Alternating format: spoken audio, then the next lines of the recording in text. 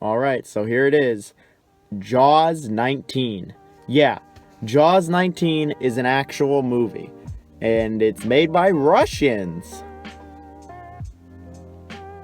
So it's made by Russians. It's called Jaws 19 for some reason, and it's on YouTube. Yeah, it's on YouTube. You can watch the whole movie on YouTube. This was a really interesting watch. I thought it'd be fun to watch, and it definitely was.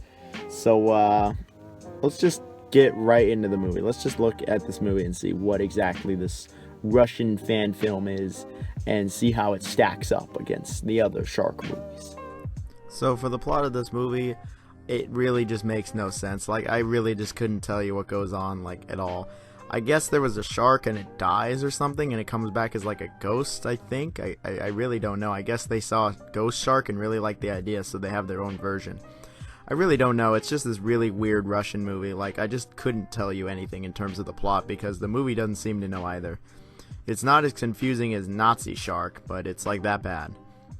So for screen time, the shark does have a pretty good amount of screen time. I mean, you see the shark quite a lot, and you see from the shark view a lot.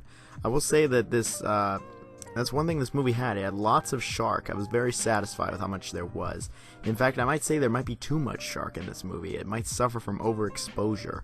Like, there is just so much, and it might be too much. I think the shark might lose some of its luster, some of its charm from having so much. But, hey, regardless, there was a bunch.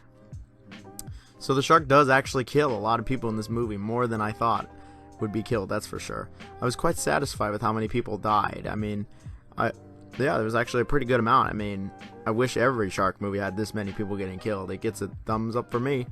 Unfortunately, the shark kills themselves were pretty uninspired. I'm pretty sure all of them just had the shark going into the camera or going into somebody and shaking the JPEG and them dying. So while there was a lot, it was definitely quantity over quality, that's for sure. Now with the CGI, there is no CGI. If you couldn't tell, this is just a stock footage. This is just a stock image, not even footage, of just it's just an image going across a track. It's not even animation. So in that department, it's probably the worst looking shark I've ever seen. I'm not even kidding. I thought Jurassic Shark was bad, and then there's this. This looks like it was done by like middle schoolers or maybe high school students, but I had friends in high school that could make way better animation than this. These people are in Russia, though. I mean, it's just laughably bad CGI. Or, well, stock footage. Or not even that, just stock image.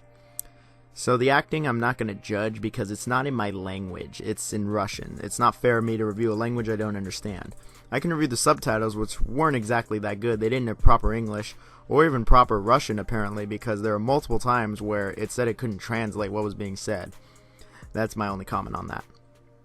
Overall, Jaws 19 is something, that's for sure. I mean, it's not really a movie, but it had an IMDb page and a decent amount of views on YouTube. So I decided to look at it for some fun, and I'm glad I did, because I got some laughs out of it. That's the only reason I would say anyone should even think of watching this movie, is because they're super drunk or high and want to have some laughs. Other than that, stay away. On the shark scale, the movie gets a solid 1 out of 5. The movie definitely has the distinction, though, of the worst looking shark I've ever seen in a shark movie. It doesn't get any worse than this. A hand puppet would have looked better. These guys made another movie called Megalodon, but I am not going to look at that. Nope.